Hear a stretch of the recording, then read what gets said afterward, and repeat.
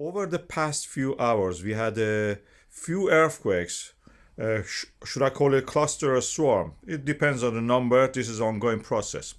In the Grjótárvatn area of Iceland, you can see it there on the map to the west side. That is practically inside the plate. I've marked it here. You can see the number of the earthquakes here. This is an ongoing process, so the number may change and pass the threshold of 100 and become a swarm of earthquakes, as we call them. And this is in this area, volcanic system exists here, and I've shown you on the map. And the culprit is this, as you can see. So not quite a large amount of the uplift due to the magma accumulation or whatever reason there.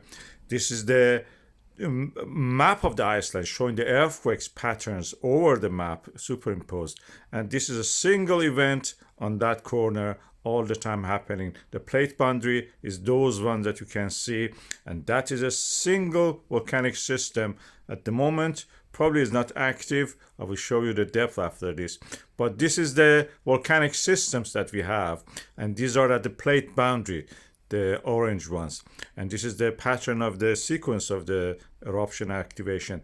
This one has a depth of the 18 kilometers. That's quite deep. In the oceanic crust is 5 kilometer lithosphere depth, and in the Reykjanes Peninsula we have another 5 kilometers on top of that, make it 10 kilometers. Here we have 18 kilometers, so that is well beyond the plate boundary.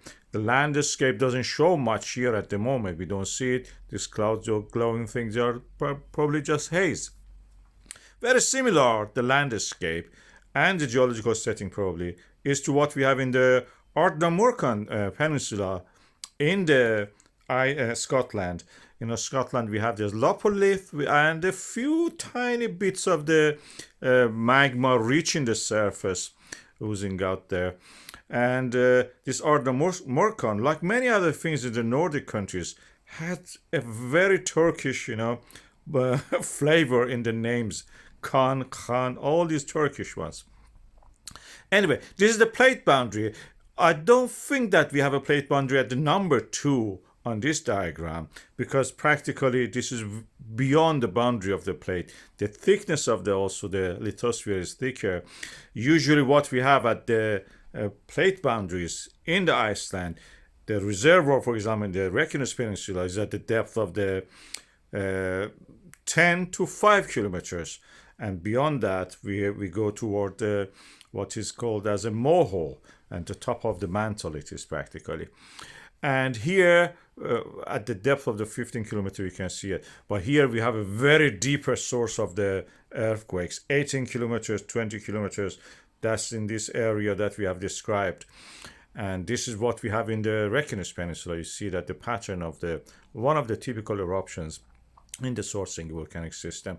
You can see the thickness of the lithosphere also. Toward the east is those green colors. So practically there is no chance of eruption at this moment in time in that area. Is the intraplate volcanism. With the intra means within. So we are practically within the what we can call as America's plate in that area, whereby in the Schwarzenegger we are at the boundary between the Americas and the Eurasia. And this is a different setting then.